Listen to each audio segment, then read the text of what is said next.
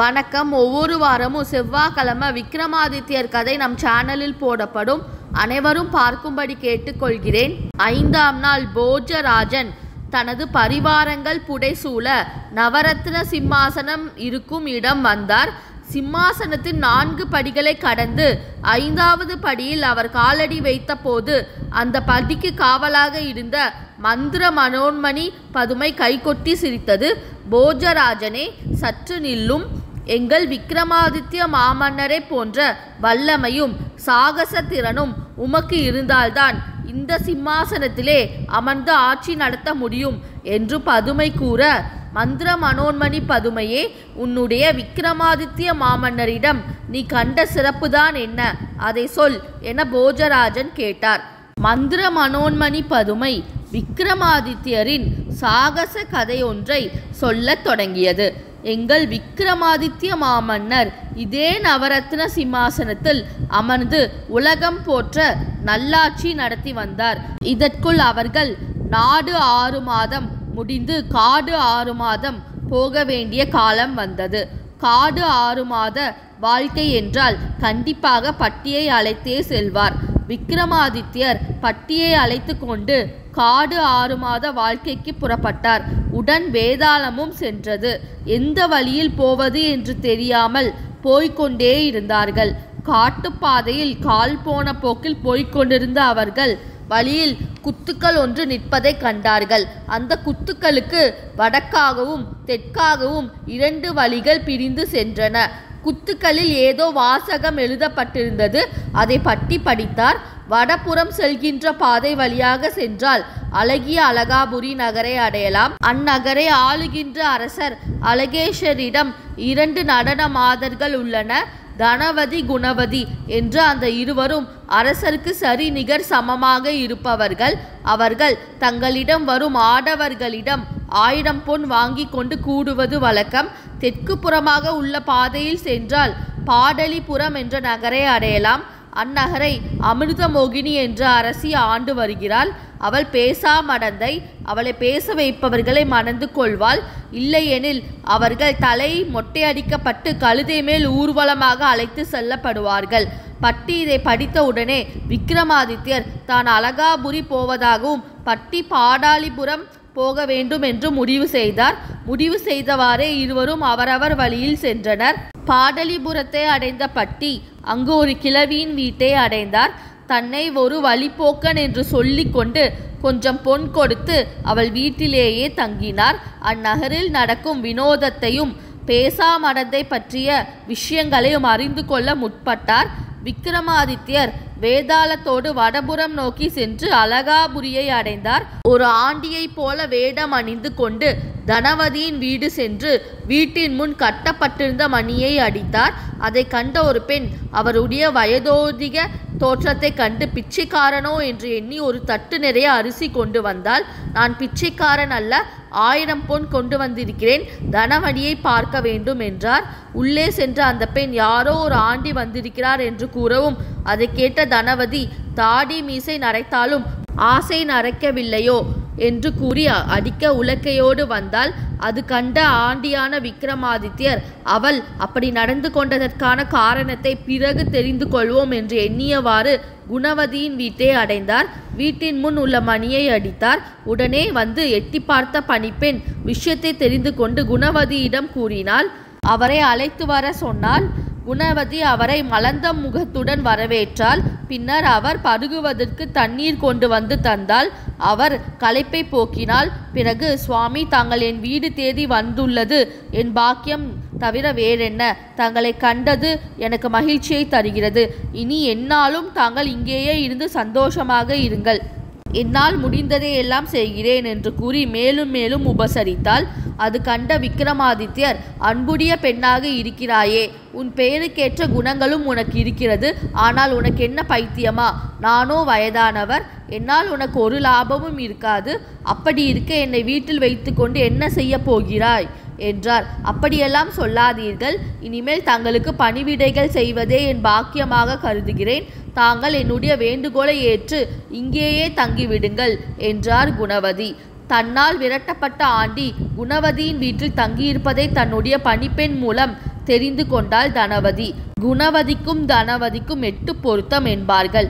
இருவரிடையே எப்போதும் போட்டிதான். குணவதி நல்ல குணம் நிறைந்தவளாக காணப்பட்டாள்.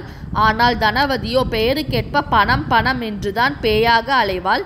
தனவதி பணம் படைத்தவள், எனவே அவளுக்கு திமிரும் நிறையவே இருந்தது. அரசவையில் செல்வாக்கு மிகுந்த நடன பெண்ணாக திகழ்ந்து வந்தாள். குணவதி தன் பெயருக்கேற்ப நற்குணம் கொண்டவளாக இருந்தாள். அவளிடம் தனவதியிடம் உள்ளது போல பணம் அதிகம் இல்லை. இருந்தாலும் பலரும் குணவதியை தான் மதித்தார்கள். மறுநாள் அரசவைக்கு வந்த தனவதி ஒரு தங்கத் தாம்பாளத்தில் நிறைய பொற்காசுகளை வைத்து அரசரிடம் கொடுத்து, இதை ஏற்றுக்கொள்ள வேண்டும், இது என் அன்பு பரிசு என்றாள். அவ்விதம் அரசரிடம் கொடுக்கும்போது குணவதியையும் ஓரக்கண்ணால் பார்த்தாள். உன்னால் இது போல கொடுக்க முடியுமா என்பதுதான் அந்த பார்வையின் பொருளாகும். அவளுடைய செய்கையால் குணவதியின் முகம் வாடி போனது. அந்த வாட்டத்துடனேயே மாலை வீடு திரும்பினாள் குணவதி. அவளது முக வாட்டத்திற்கான காரணம் என்ன என்று அறிய எண்ணி வேதாளத்திடம் கேட்டார் விக்ரமாதித்யர். அன்று அரண்மனைக்கு பள்ளி உருவத்தில் சென்றிருந்த வேதாளத்துக்கு நடந்த விஷயம் தெரியும். அதை அப்படியே விக்ரமாதித்யரிடம் சொன்னது. உடனே வேதாளத்திடம் நல்ல ஒளி மிகுந்த முத்துமாலை வேண்டுமென கேட்க அதுவும் கொண்டு வந்து கொடுத்தது. உடனே அதை குணவதியிடம் கொடுத்து, நான் என்னுடைய நாண பார்வையால் அனைத்தையும் அறிபவர், இதை அரசரிடம் உனது அன்பளிப்பாக கொடு. அப்போது அந்த ஆணவம் பிடித்தவளின் முகம் எவ்விதம் போகிறது என்பதை பார். அவளை விடவும் நீ எந்த விதத்திலும் குறைந்தவள் இல்லை என்பதை நான் காட்டுகிறேன் என்று அவளுக்கு தைரியம் தந்தார். அதை கேட்டு மகிழ்ந்தார் குணவதி. மறுநாள் தன்னுடைய வீட்டிலிருந்து ஒரு தங்கத்தட்டில் அந்த முத்துமாலையை வைத்து, இது என்னுடைய சிறிய அன்பளிப்பு என்று கூறி கொடுக்கவும் முத்துமாலையின் அழகை கண்டு மன்னர் பெரிதும் வியந்து போனார். தனவதியின் முகமோ சிரித்து போய் விட்டது. இவ்விதம் அவள் ஏட்டிக்கு போட்டியாக செய்கிறாளே, அரசருடைய முழு அன்பையும் தானே பெற வேண்டும் என்றும் குணவதியை மட்டம் தட்ட வேண்டும் என்றும் எண்ணிய தனவதி மறுநாளே பெரியதோர் விருந்துக்கு ஏற்பாடு செய்தார். அரசவையில் உள்ளவர்கள் அத்தனை பேர்களையும் வரவழைத்தால். அவர்கள் அனைவரும் விருந்துண்டு முடித்த பின்னர் மிகவும் சிறப்பான முறையில் இருந்ததாக கூறி சென்றனர். அவளை பாராட்டி புகழவும் செய்தனர். அந்த விருந்துக்கு குணவதியையும் அழைத்திருந்தாள். பகைமை காட்டாமல் அவள் அழைப்பை ஏற்று குணவதியும் சென்று வந்தாள். விருந்து உண்மையிலேயே சிறப்பாக இருந்தது. விருந்து முடிந்து வந்த குணவதி அன்றிரவு விக்ரமாதித்யரிடம் விருந்தை பற்றி பெருமையுடன் பேசிக் கொண்டிருந்தாள். அதை கேட்ட விக்ரமாதித்யர், இன்னும் 2 தினங்களில் அதைவிடவும் சிறப்பான விருந்துக்கு ஏற்பாடு செய்யலாம் என்று கூறினார். மறுநாள் அரசவை சென்றதும் அன்று முழுவதும் தனவதி கொடுத்த சிறப்பான விருந்து பற்றியே எல்லோரும் பேசிக் கொண்டிருந்தனர். குணவதி எதையும் கண்டு கொள்ளாமல் விருந்து சிறப்பாக இருந்தது என்ற உண்மையை கூறினாள். அதற்கு அடுத்த நாள் மாலை குணவதி வீடு திரும்பிய போது மறுநாள் அனைவருக்கும் தான் விருந்து கொடுக்கப் போவதாகவும் அனைவரும் வரவேண்டும் என்றும் கூறினார். அரசரிடம் சென்று தனி மரியாதையுடன் அழைத்தாள். தனவதியையும் விடவில்லை. இவள் நமக்கு போட்டியாக விருந்து கொடுக்கிறாளே என்று எண்ணிக்கொண்டு, நாம் கொடுத்த விருந்தை விடவா இவள் சிறப்பாக கொடுத்து விடப் போகிறாள் என்று எண்ணியவாறே குணவதி அழைப்புக்கு செவி மடுத்து விருந்துக்கு சென்றாள். அந்த விருந்து மிக மிக சிறப்பாக இருந்தது. விருந்துண்ட அனைவரும் இது போன்ற சிறப்பான விருந்தை தாங்கள் வாழ்நாளில் பார்த்ததே இல்லை, இவ்வளவு சிறப்பான முறையில் உள்ள உணவுப் பொருட்கள் உண்டதே இல்லை என்று பெருமையுடன் பேசிக்கொண்டனர். இவ்விதம் எதை செய்தாலும் அதில் அவளே முதன்மை இடத்தை பெற்றுவிடுகிறாளே என்று மனம் புழுங்கி தனவதி அன்று அரசவையில் வைத்து, அரச பெருமானே, நேற்று நடந்த விருந்து உண்மையிலே சிறப்பாக தான் இருந்தது. இருந்தாலும் குணவதியால் இந்த சவாலை ஏற்றுக்கொள்ள முடியுமா தெரியவில்லை. பாடலிபுரத்தில் பேசாமடந்தை இருக்கிறாள். அவளை பேச வைக்கும் ஆற்றல் உள்ளவர் என்னிடம் இருக்கிறார்.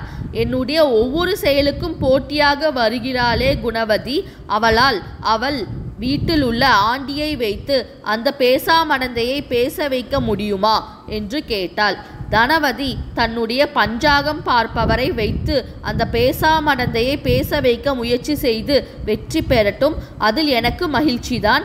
ஒருவேளை அவள் வெற்றி பெறவில்லை என்றால் நான் எங்கள் வீட்டில் உள்ள ஆண்டியை வைத்து அந்த பேசாமடந்தையை பேச வைக்கிறேன் என்று உறுதி கூறுகிறேன் என்றால் விக்ரமாதித்யரிடம் கேட்காமலேயே.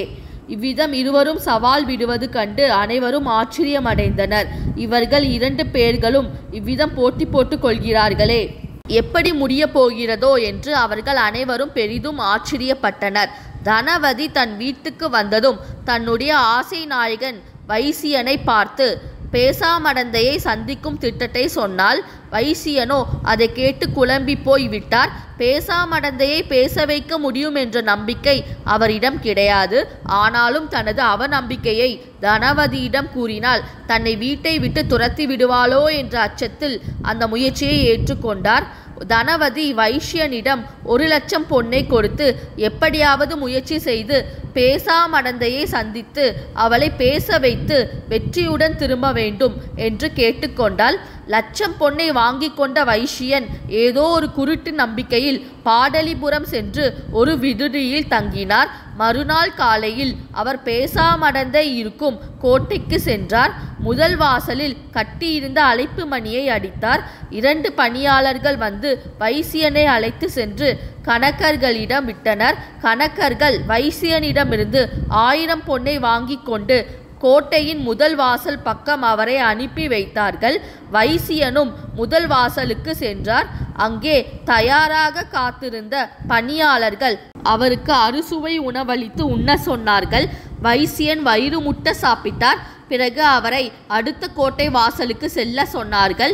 2வது கோட்டை வாசலின் முன்புறம் இருந்த விசாலமான அறைக்குள் அவர் காலடி எடுத்து வைத்தார். உடனே எங்கிருந்தோ ஒரு பதுமை வந்து ஒரு முக்காலியை போட்டு அவரை அதில் அமர செய்தது. மற்றொரு பதுமை வந்து அவரை கெட்டியாக பிடித்து கொண்டது. 3வது பதுமை ஒன்று வந்து அவர் தலையை மழுங்க சிரைத்து மொட்டை அடித்து விட்டது.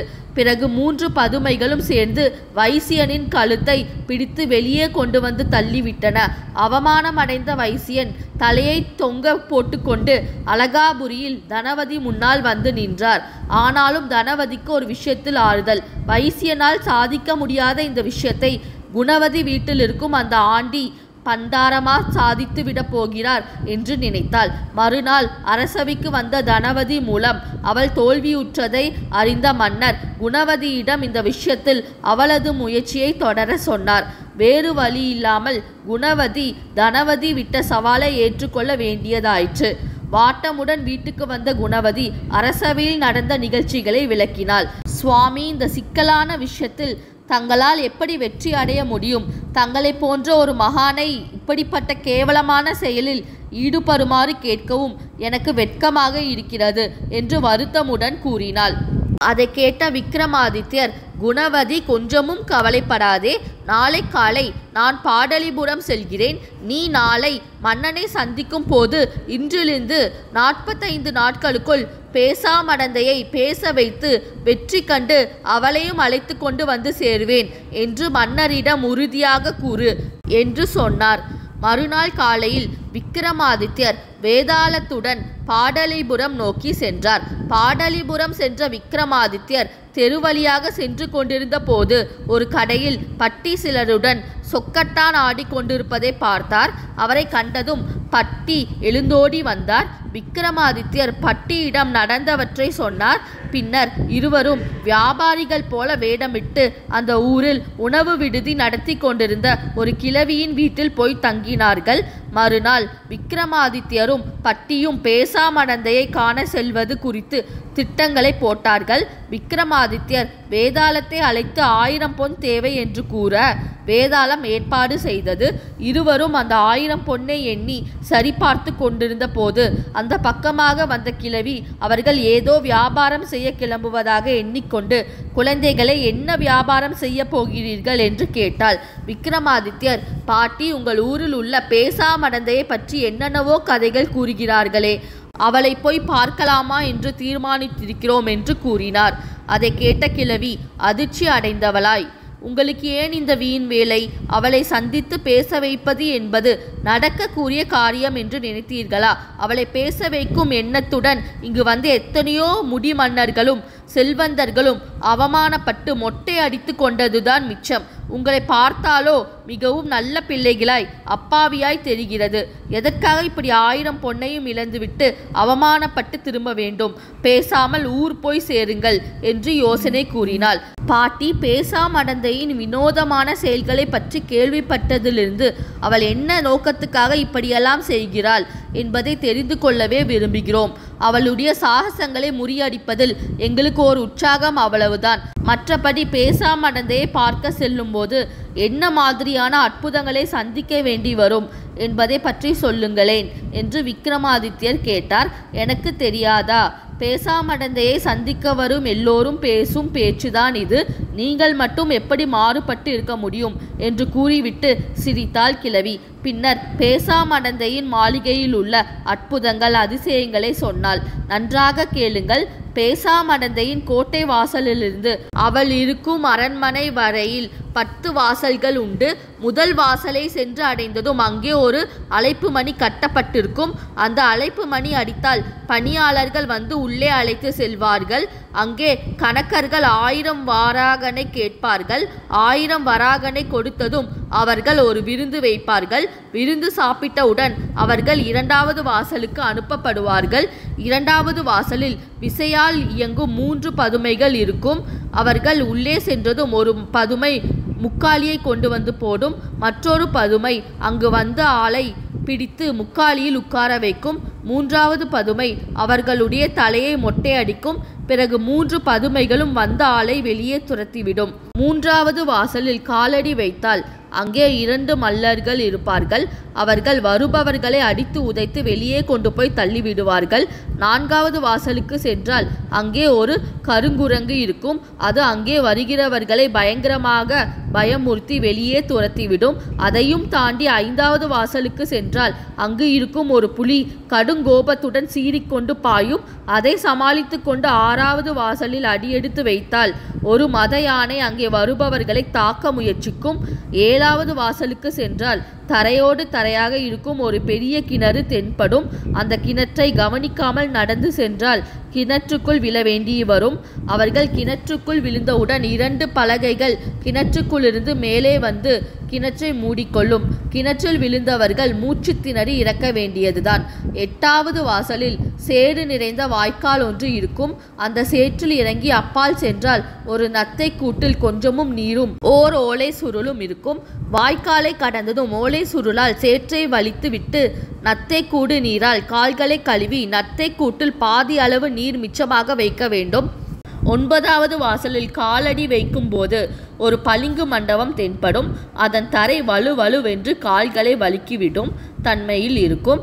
எவ்வளவு ஜாக்கிரதையாக நடந்தாலும் கால்கள் வலிக்கிவிட தரையில் விழுந்து மண்டை உடைப்பது தான் உண்மை. 10வது வாசலில் நுழைந்தால் 1000 கால் மண்டபம் இருக்கும். அந்த மண்டபம் கொஞ்சம் கூட வெளிச்சமில்லாமல் இருளடைந்து கிடக்கும். அந்த 1000 கால் மண்டபத்தில் இருளில் வழி தெரிந்து நடக்க வேண்டும். கொஞ்சம் அஜாக்கிரதையாக இருந்தாலும் மண்டபத்தின் தூண்கள் எதிலாவது மோடி மண்டை உடைந்து இறக்க நேரிடும். இந்த விபத்துகளில் எல்லாம் எவர் ஒருவர் சிக்காமல் தப்பித்து விடுகிறாரோ அவர் பேசாமடந்தையின் நவரத்ன சிம்மாசனத்தை அடைவார். அங்கே இரவு பகலாக தூங்கா விளக்குகளும் குத்து விளக்குகளும் ஆக 1000 விளக்குகள் எரிந்து கொண்டிருக்கும். அங்கே நன்கு அலங்கரிக்கப்பட்ட மஞ்சம் ஒன்று கிடக்கும். அந்த மஞ்சத்தில் கால் மாடு தலைமாடு பார்த்து உட்கார வேண்டும். மஞ்சத்தில் சரியாக அமர்ந்தால் சில பதுமைகள் வந்து உபசாரம் செய்யும். கால் மாடு தலைமாடு தெரியாமல் தவறான நிலையில் அமர்ந்து விட்டால் சில பதுமைகள் வந்து தலையை மொட்டை அடித்து முகத்தில் கரும்புள்ளி செம்முள்ளி குத்தி வெளியே துரத்திவிடும்.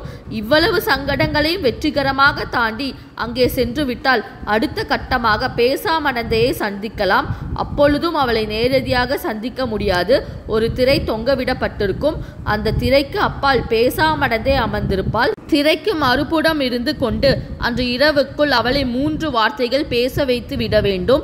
இதை சாதித்து விட்டால் பேசாமடந்தையை திருமணம் செய்து கொண்டு அவளுடைய சொத்துக்களுக்கு அதிபதி ஆகலாம். அவ்வாறு செய்ய தவறினால் அவமானங்கள் பலவற்றை சந்திக்க நேரிடும். இவ்வாறு கிழவி பேசாமடந்தையின் கோட்டைக்குள் நடைபெறும் அதிசயங்களை பற்றி விளக்கமாக கூறினாள். மேலும் அவளுடைய பேரழகையும் விவரித்தாள். இப்படியாக அந்த கிழவியின் மூலமாக அந்த பேசாமடந்தையின் அரண்மனையில் அடங்கியுள்ள சூட்சமங்களை பற்றி கேட்டு தெரிந்து கொண்டார்கள். அவள் அந்த ஊரிலேயே பல ஆண்டுகளாக வசிப்பவள் என்பதால் அந்த அரண்மனையில் உள்ள சூட்சமங்களை நன்கு அறிந்திருந்தாள். அரண்மனையில் காணப்படும் 10 தடைகளையும் கடந்து போய் பேசாமடந்தையை அடைவது மிகுந்த கஷ்டமான செயலாகவே இருந்தது. இருந்தாலும் பேசாமடந்தையின் அழகை கிழவி சொல்ல கேட்டதிலிருந்து என்னதான் தடைகள் இருந்தாலும் எல்லாவற்றையும் தவிடு பொடியாக்கி வென்று பேசாமடந்தையை அடைந்தே தீருவது என்ற முடிவுக்கு வந்தார் விக்ரமாதித்யர். பேசாமடந்தையின் அரண்மனைக்குள் நுழைந்ததும் வாசலில் இருந்த ஆராய்ச்சி மணியை அடித்தார் விக்ரமாதித்யர். உடனே அங்கிருந்து அதிகாரிகள் வந்து வரவேற்று விக்ரமாதித்யரிடம் 1000 பொன் வாங்கி கொண்டு அவருக்கு விருந்து வைத்தார்கள். விருந்தில் பரிமாறப்பட்ட வெந்த சோறு, உரித்த பழம், கரும்பு ஆகியவற்றை விக்ரமாதித்யர் உண்டார். வேகாத சோறு, உரிக்காத பழம் முதலானவற்றை பட்டியிடம் கொடுத்தார். பட்டி அவற்றை பத்திரப்படுத்தி கொண்டார். விருந்து முடிந்த பின் அங்கிருந்த அதிகாரிகளுள் ஒருவருடன் பேசிக்கொண்டு விக்ரமாதித்யரும் பட்டியும் 2ஆம் வாசலுக்கு அருகில் வந்தார்கள். நாங்கள் வருகின்ற பொழுது ஒதுங்காமல் ஏன் வழியில் நிற்கிறாய் என்று வாயிற்காப்போனை கடிந்து கொண்டே அவரை 2ஆம் கட்டத்துக்குள் தள்ளினார் பட்டி. உள்ளே 3 பதுமைகள் இருந்தன. ஒரு பதுமை அங்கு ஒரு முக்காலி போட்டது. மற்றொரு பதுமை காவலாளியை அதில் உட்கார வைத்தது. இன்னொரு பதுமை அவருடைய தலையை மொட்டை அடிக்க தொடங்கியது. பட்டியும் விக்ரமாதித்யரும் அதிகாரிகளோடு பேசிக்கொண்டே 2ஆம் கட்டத்தை கடந்து 3ஆம் வாசலுக்கு சென்றார்கள். சண்டை போடுவதற்காக தயாராக 2 வீரர்கள் அங்கு நின்று கொண்டிருந்தார்கள். விக்ரமாதித்யனும் பட்டியும் அதிகாரிகளை அந்த வீரர்களிடம் தள்ளிவிட்டார்கள். 2 வீரர்களும் அதிகாரிகளுடன் சண்டையிடத் தொடங்கினார்கள். அந்த சமயத்தில் விக்ரமாதித்யரும் பட்டியும் 3ஆம் கட்டத்தை கடந்து 4ஆம் வாசலுக்கு சென்றார்கள். வேதாளமும் அவர்களுடன் சென்றது. அங்கு ஓர் கருங்குரங்கு இருந்தது. பட்டி பத்திரப்படுத்தி வைத்திருந்த வேகாத சோற்றை கருங்குரங்குக்கு முன் வைத்தார். அந்த சோற்றை அது உண்ணவில்லை. அது உண்மையான குரங்கு அல்ல என்பதையும் வெறும் பொம்மை என்பதையும் அறிந்து வேதாளத்தை கொண்டு அதை அடித்து நொறுக்கினார்கள். இவ்விதமாக 5வது வாசலில் இருந்த பொம்மை புலியையும் 6ஆம் வாசலில் இருந்த பொம்மை யானையும் அடித்து நொறுக்கினார்கள். 7ஆம் வாசலில் ஒரு கிணறு இருந்தது. கிணற்றிலிருந்த விசையில் ஒரு கல்லை எடுத்து போட கிணறு மூடிக்கொண்டது. கிணற்றை கடந்து 8ஆம் வாசலுக்கு போனார்கள். அங்கே சேரும் சகதியுமாக இருந்தது. விக்ரமாதித்யர் மட்டும் அதில் நடந்து சென்றார். பிறகு பட்டியை தனது தோளில் ஏற்றிக்கொண்டு சேற்றை ஒரே தாண்டாக தாண்டிவிட்டது வேதாளம். விக்ரமாதித்யரின் கால்களில் பதிந்திருந்த சேற்றை அங்கு இருந்த ஓர் ஓலை சுருளால் பட்டி வலித்தார். பிறகு நத்தை கூண்டில் வைக்கப்பட்டிருந்த தண்ணீரில் பாதியை செலவழித்து தனது கால்களை விக்ரமாதித்யர் சுத்தப்படுத்தி கொண்டார். 9வது வாசலுக்கு சென்றார்கள். அங்கு ஓர் பளிங்கு மண்டபம் இருந்தது. அதில் சாதாரணமாக நடந்து செல்பவர்கள் வலிக்கு விழுந்து மண்டையை உடைத்து கொள்வார்கள். ஆகவே மெழுகை காய்ச்சி தனது பாதங்களில் தடவி கொண்டு விக்ரமாதித்யர் அந்த மண்டபத்தை கடந்தார். பட்டியை வேதாளம் தூக்கி சென்றது. 10ஆம் வாசலுக்கு சென்றார்கள். அங்கே 1000 கால் மண்டபம் இருந்தது. உள்ளே ஒரே இருட்டு. மண்டபத்தினுள் செல்பவர்கள் அங்குள்ள தூண்களில் மோதி மண்டையை உடைத்து கொள்வார்கள். ஆகவே பட்டி ஒரு வண்டு உருவம் எடுத்து வேதாளத்தின் மேல் உட்கார்ந்து கொண்டார். தூண்களில் மோதிக்கொள்ளாமல் வேதாளம் மண்டபத்தை கடந்தது. வண்டாக மாறிய பட்டி ரிங்காரமிட்டு கொண்டே சென்றதால் அந்த ஒளியை பின்பற்றி விக்ரமாதித்யரும் மண்டபத்தை கடந்தார். பிறகு ஒரு வாசலில் அவர்கள் நுழைந்தார்கள். அங்கு ஒரு அழகான கட்டில் இருந்தது. அதன் அருகில் பெண்கள் பலர் உறங்கிக் கொண்டிருந்தார்கள். அந்த கட்டிலின் தலைப்பக்கம் ஏது, வால் பக்கம் எது என்பதை அறிந்து அதில் சரியாக உட்கார்ந்தால் அந்த பெண்கள் பணிவிடை செய்வார்கள். இல்லாவிட்டால் கரும்புள்ளி செம்புள்ளி குத்தி அவமானப்படுத்துவார்கள். ஆகவே கட்டிலின் மையத்தில் எலுமிச்சம்பழம் ஒன்றை விக்ரமாதித்யர் வைத்தார். கொஞ்சம் சரிவாக இருந்த பக்கத்தில் அது உருண்டு ஓடியது. சரிவான பக்கம்தான் கால் பக்கம் என்பதை அறிந்து தலைமாட்டில் சரியாக உட்கார்ந்தார் விக்ரமாதித்யர். தூங்கிக் கொண்டிருந்த பெண்களின் கூந்தலை ஒன்று சேர்த்து முடித்துவிட்டு அவர்களுள் ஒரு பெண்ணை பலமாக கிள்ளினார் பட்டி. அலறிக்கொண்டு எழுந்த பெண்கள் சரியான பக்கத்தில் விக்ரமாதித்யர் உட்கார்ந்திருப்பதை பார்த்து ஆச்சரியப்பட்டார்கள். ஓவென்று கத்திக்கொண்டு ஓடி பேசாமடந்தையிடம் சென்று விஷயத்தை கூறினார்கள். விளக்கு ஏற்றுகிற பெண்ணை இளவரசி போல் அலங்கரித்து விக்ரமாதித்யரை அழைத்து வர அனுப்பினார் பேசாமடந்தை. தோழிகள் புடைசூழ அவர் வருகிற கோலத்தை கண்டு அவள்தான் பேசாமடந்தையோ என விக்ரமாதித்யருக்கு ஐயம் ஏற்பட்டது. வேதாளத்திடம் கேட்டார். உடனே வேதாளம் அந்த பெண் ஏந்தி வந்த விளக்கின் திரியை உள்ளே இழுத்தது. உடனே அவள் விளக்கின் திரியை தூண்டி விட்டு விரலில் படிந்த எண்ணெயை தலையில் துடைத்தாள். அதை கண்டதும் உண்மையிலேயே இவள் இளவரசி என்றால் தனி துணியில் அல்லவா எண்ணெயை துடைத்திருப்பாள், தலையில் துடைத்திருக்க மாட்டாளே என்று யூகித்து இந்த பெண் பேசாமடந்தை அல்லல் என்பதை அறிந்து கொண்டார் விக்ரமாதித்யர். விளக்கு நாச்சியாரே, என்னை வரவேற்க உன் இளவரசி வரக்கூடாதா என்று கேட்டார் விக்ரமாதித்யர். இதனால் வெட்கமுற்ற அந்த பெண் திரும்பி பாராமல் ஓடினார். பின்னர் சமையற்காரியை இளவரசி போல் அலங்கரித்து அனுப்பினாள் பேசாமடந்தை. அவளும் அவளுடன் வந்த பெண்களும் விக்ரமாதித்யருக்கு உணவு பரிமாறினார்கள். அப்பொழுது நெய் கிண்ணத்தை வேதாளம் தட்டிவிட்டது. கீழே விழுந்த நெய்யை எடுத்து மீண்டும் கிண்ணத்தில் இட்டாள் அந்த பெண். இச்செயல்களால் இவள் சமையல்காரி என்பதை விக்ரமாதித்யர் யூகித்து அறிந்து கொண்டார். அதன்பின் உண்மையான இளவரசி பேசாமடந்தையிடம் விக்ரமாதித்யரை அழைத்து சென்றார்கள். அவரை ஒரு கட்டிலில் இருக்க சொல்லிவிட்டு எதிரே மற்றொரு கட்டிலில் பேசாமடந்தை உட்கார்ந்தால். இருவருக்கும் இடையில் ஒரு திரை தொங்கவிடப்பட்டிருந்தது. இளவரசி பேசாமடந்தை மௌனமாக உட்கார்ந்திருந்தால். பொழுது விடுவதற்குள் அவளை 3 வார்த்தைகள் பேசும்படி செய்ய வேண்டும். இல்லாவிடில் விக்ரமாதித்யன் தலை சிதறி இறந்து விடுவார். எனவே கட்டில்களுக்கு இடையில் தொங்கவிடப்பட்டிருந்த திரை சீலைக்குள் புகும்படி வேதாளத்துக்கு விக்ரமாதித்யர் கட்டளையிட்டார். பின்னர் இளவரசிதான் பேச மாட்டேன் என்கிறார், நீயாவது ஒரு கதை சொல் என்று திரைசீலையிடம் கேட்கவுடன் அது பேச ஆரம்பித்தது. திரைசீலை பேசத் தொடங்கியதும் ஆத்திரமுற்று அதை அவிழ்த்து எறிந்து விட்டாள் இளவரசி பேசாமடந்தை. திரைசீலை கூறிய விடுகதை ஒன்றுக்கு வேண்டுமென்றே தவறான பதிலை கூறினார் விக்ரமாதித்யர். அதை பொறுக்காத இளவரசி பேசாமடந்தை ஆத்திரத்துடன் சரியான விடையை கூறினாள். இப்படியே இளவரசி பேசாமடந்தை தொடர்பான வேறு 2 விடுகதைகளுக்கும் தவறான விடைகளை கூறினார் விக்ரமாதித்யர். அப்பொழுது ஆத்திரத்துடன் சரியான விடைகளை கூறினாள் இளவரசி பேசாமடந்தை. இவ்விதமாக அவள் 3 முறை பேசிவிட்டாள். இந்த மாதிரி தன்னுடைய புத்தி சாதுரியத்தினால் இளவரசி பேசாமடந்தையை பேச வைத்த விக்ரமாதித்யர் அவளையே திருமணம் செய்து கொண்டார். விவாகம் முடிந்ததும் பேசாமடந்தையையும் பட்டியையும் அழைத்து கொண்டு தான் முன்பு அலகாபுரி மன்னனின் ஆட்களை விட்டு சென்ற இடத்தை அடைந்து தனது பழைய ஆண்டி பண்டார வேடத்தை போட்டுக்கொண்டு பரிவாரங்களோடும் பேசாமடந்தை பட்டியோடும் புறப்பட்டு அலகாபுரியை அடைந்தார். அலகாபுரியை நெருங்கிய சமயம் அரசருடைய ஆட்களை அனுப்பி 9 மரங்களில் இருந்து 9 வகையான சமித்துகளை கொண்டு வர செய்து எல்லாவற்றையும் சேர்த்து ஒரு கட்டாக கட்டி கொண்டு நகரத்துக்குள் பிரவேசித்தார். தனது அருமை நாயகன் தூக்கி கொண்டு வந்த கட்டை அவரிடமிருந்து வாங்கி கொண்டு தானே தன் தலையில் வைத்து சுமந்து கொண்டு சென்றாள் பேசாமடந்தை. எல்லோரும் அரசவை அடைந்தார்கள். பேசாமடந்தையை கண்ட குணவதி, பார்த்தாயா தனவதி, எனது ஆண்டி பண்டாரத்தின் வீர சாதுரியத்தை சொன்னபடி செய்துவிட்டார். இப்போது நீ என்ன செய்ய போகிறாய் என்று கேட்டாள். தனவதி தன் தோல்வியை ஒப்புக்கொள்வதை விட வேறு வழி இல்லை என உணர்ந்தார். தனவதி குணவதிக்கு அடிமையாக வேண்டும் என்று, அவளுடைய செல்வத்தை எல்லாம் குணவதியிடமே சேர்த்துவிட வேண்டும் என்று அரசர் கட்டளையிட்டார். ஆனால் குணவதியோ அதை ஏற்றுக்கொள்ள மறுத்துவிட்டாள்.